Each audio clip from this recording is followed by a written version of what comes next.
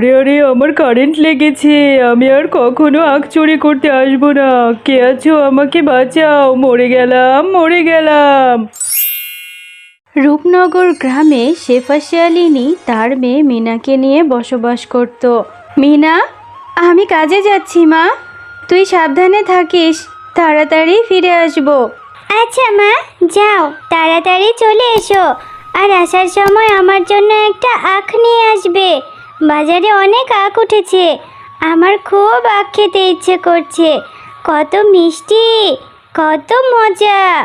আচ্ছা রে মিনা, ঠিক আছে, আমি ফেরার সময় তোর জন্য বড় একটা আখ নিয়ে আসবো। এরপর মন ভরে খাবি। তারপরে যদি দাঁত ভেঙে যায় তখন বুঝবি আখ খাওয়ার কি ঝাল। এবার আমি আসি রে মা। কিরে শেফা, রোজ রোজ এভাবে দেরি করে কাজে আসিস কেন? আজকেও তো দেরি করেছিস। তোকে আর আমার বাড়িতে কাজ করতে হবে না। যা, আমি নতুন কাজের লোক রেখে নেব। ম্যাডাম, আপনি আমাকে এভাবে কেন বলছেন? আমি কোথায় দেরি করে এসেছি? আমি তো সময় মতো এসেছি। এভাবে আমাকে কাজ থেকে তাড়িয়ে দিবেন না। মেয়েটাকে নিয়ে যে না খেয়ে মরতে হবে। আরে, তুই খেয়ে থাকবি না না খেয়ে থাকবি সেটা আমি কি করে দেখব বল?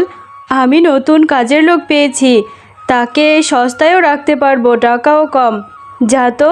বাঘিনী মামি যে কাজ থেকে তাড়িয়ে দিল, এখন যে আমি কোথায় যাব? যাই, মেয়েটা একটা আখ খেতে চেয়েছে, বাজার থেকে একটা আখ নিয়ে যায়। এরপর শেফা বাজার থেকে একটা আখ কিনে বাড়িতে চলে যায়। মা, তুমি আখ এনেছো? আমার জন্য কত বড় বড় 2টা আখ এনেছো। দাও মা, আমি খাই। ও মা, তোমার এত মন খারাপ কেন গো? তুমি চুপচাপ আছো, কি হয়েছে মা তোমার? না রে মা, কোথায় আর মন খারাপ, কি করব বল? আমাকে যে বাঘিনী মামি কাজে থেকে বের করে দিয়েছে। ওরা নাকি কম পয়সায় ভালো কাজের লোক পেয়েছে। এখন আমি কোথায় গিয়ে কাজ খুঁজবো? আমাদের যে এখন থেকে না খেয়ে মরতে হবে রে মা, কি করব বল? মা, তুমি চিন্তা করো না, আমার মাথায় একটা বুদ্ধি এসেছে। তুমি যে আখ দুটো এনেছো, এই আখ দুটো কেটে কেটে আমাদের বাড়ির পেছনের জমিতে লাগিয়ে দিই। তাহলে কিছুদিন পর আখ বড় হলে আমরা বিক্রি করব। হ্যাঁ রে মিনা, তোর মাথায় তো অনেক বুদ্ধি। ভালো একটা কথা বলেছিস। আচ্ছা ঠিক আছে, চল এই আখগুলো আমাদের বাড়ির পেছনের জমিতে নিয়ে রোপণ করি। আচ্ছা মা, চলো, এক্ষুনি চলো। এই আখগুলো দা দিয়ে ছোট ছোট করে কেটে আমরা ওই জমিতে রোপণ করে দিয়ে আসি। এরপর সেই আখগুলো মিনা ও তার মা তাদের বাড়ির পেছনের জমিতে পুঁতে দেয়। আর তারা তাদের সেই পুঁতে দেওয়া আখগুলো প্রতিদিন অনেক যত্ন নিতে থাকে। ও মা, দেখো বাইরে কত সুন্দর বৃষ্টি হচ্ছে। আমাকে আর কালকে থেকে কষ্ট করে আমাদের আখে পানি দিতে হবে না, তাই না মা? আমাদের আখগুলো এত পানি পেয়ে এমনিতেই ভালো হবে, তাড়াতাড়ি বড় হয়ে যাবে। হ্যাঁ রে মা, এভাবে বৃষ্টি হতে থাকলে আমাদের জমির আখগুলো তাড়াতাড়ি বড় হয়ে যাবে আর বাজারে ভালো দামে বিক্রি করতে পারবো। হ্যাঁ মা, আর আমি রোজ রোজ অনেক আখ খেতে পারবো। আমাকে আর আখ কিনে খেতে হবে না, তাই না মা? আচ্ছা ঠিক আছে, খাবি খাবি, আগে আখ বড় হয়ে নেক, রাত হয়েছে, চল এবার ঘুমিয়ে যা। এ কথা বলে তারা মা ও মেয়ে ঘুমিয়ে পড়ে। দেখেছো মা, আমাদের আখগুলো কত বড় বড় হয়েছে। আচ্ছা মা, এই আখগুলো এখন কেটে কি বাজারে নিয়ে যাবে? হ্যাঁ রে মিনা, এখন এই আখগুলো কেটে বাজারে বিক্রি করা যাবে, কিন্তু আমি অন্য কিছু ভাবছি রে। এত কি ভাবছো মা? তুমি আমাকে বলো, আমি তোমাকে বুদ্ধি দিয়ে সাহায্য করব।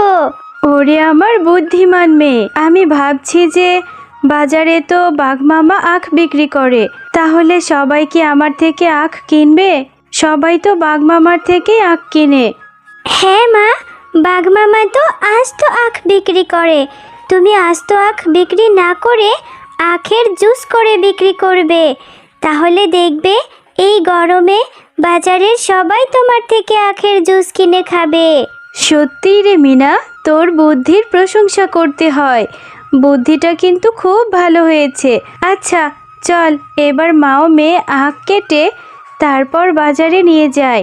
এরপর শেফা শিয়ালিনী আখগুলো কাটতে থাকে আর আখগুলো কেটে বাজারে নিয়ে যায়। আসুন আসুন দাদারা দিদিরা, মিষ্টি আখের রস আছে, মিষ্টি আখের শরবত, খেতে ভারী সুস্বাদু।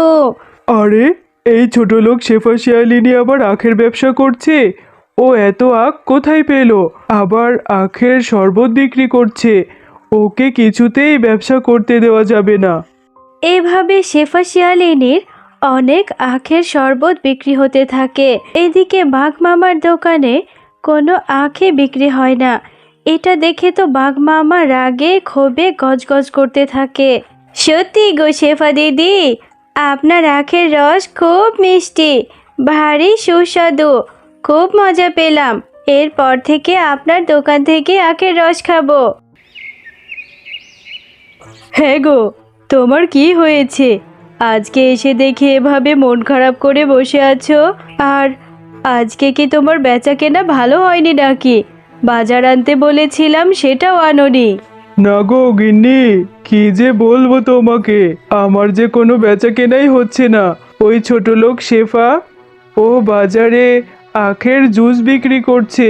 সবাই ওর থেকে আখের জুস খাচ্ছে, কেউ আমার কাছ থেকে আখ কিনছে না। আমার যে কোনো বেচা কেনাই নেই, এই জন্যই বাজার আনতে পারিনি। ও এই ব্যাপার, তুমি একদম চিন্তা করো নে গো। আজকে ওই ছোট লোক শেফার আখের জমিতে যাব আর গিয়ে সব আখ চুরি করে নিয়ে আসবো। এরপর দেখবো ও আখ কোথা থেকে আনে। হ্যাঁ গিন্নি, তুমি ঠিকই বলেছ। আজকে আমরা যাব ওই শেফা শিয়ালিনীর আখের জমি থেকে আখ চুরি করে নিয়ে এসে বিক্রি করব। আর ও যখন আখ বিক্রি করতে না পারবে তখন বুঝবে। হা হা হা।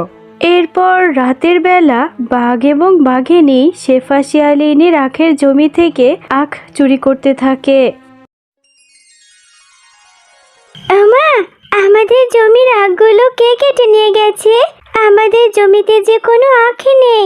এখন আমরা কি বিক্রি করব? হ্যাঁ রে মিনা, তাই তো দেখছি। কে আমার জমি থেকে আখ চুরি করে নিয়ে গেল? এখন আমি কি করব? আমি কি করে সংসারটা চালাবো? কে আমার সর্বনাশ করলো? আচ্ছা মা, যারা আমাদের আখগুলো চুরি করে নিয়ে গেছে, বাকি আখগুলো তারা আবার আজকে চুরি করবে। চলো, এই আখগুলো কেটে নিয়ে যাই। এই আখগুলো কেটে আজকে তুমি বিক্রি করো। হ্যাঁ মিনা, তুই ঠিকই বলেছিস। বাকি আখগুলো কেটে বাড়িতে নিয়ে যায় আর এই আখের আগাছাগুলো আমাদের পুকুরে ফেলে দিই। এরপর তারা আখগুলো কেটে নিয়ে বাড়িতে যায় আর আখের আগাছাগুলো পুকুরে ফেলে দেয়। আমা, তুমি এখনো ঘুমোচ্ছ না কেন? এত চিন্তা করো না মা, দেখবে আল্লাহ একটা ব্যবস্থা করে দেবে। না রে মা, কোথায় আর চিন্তা করছি, কি যে করব সেটাই ভেবে পাচ্ছি না। আচ্ছা চল, এবার আমরা ঘুমিয়ে পড়ি, যা হবে দেখা যাবে।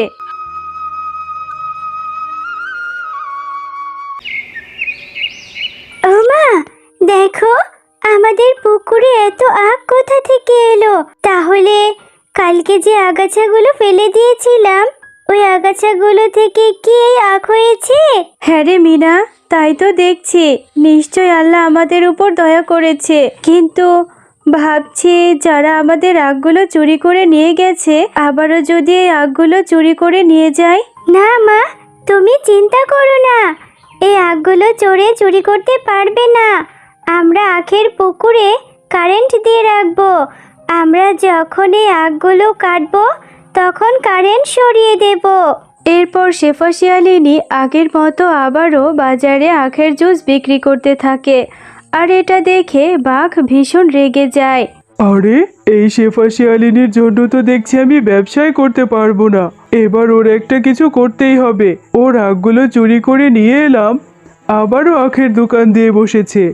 আরে গিন্নি, ওই শেফা শিয়ালিনী তো দেখছি বাজারে আবারও আখের রস বিক্রি করছে।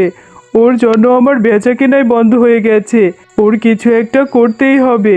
বুঝতে পেরেছি, তোমাকে দিয়ে কিচ্ছু হবে না। এবার আমি যাব। আমি নিজে গিয়ে ওই শেফা শিয়ালিনীর বাড়ি থেকে সব আখ চুরি করে নিয়ে আসবো। এক্ষুনি চলো, আজকে রাতেই যাব। আরে আরে, এই শেফা শিয়ালিনীর আখের জমিতে তো দেখছি কারেন্ট দেওয়া। আমাকে বাঁচাও, বাঁচাও, কে আছো? মরে যাচ্ছে।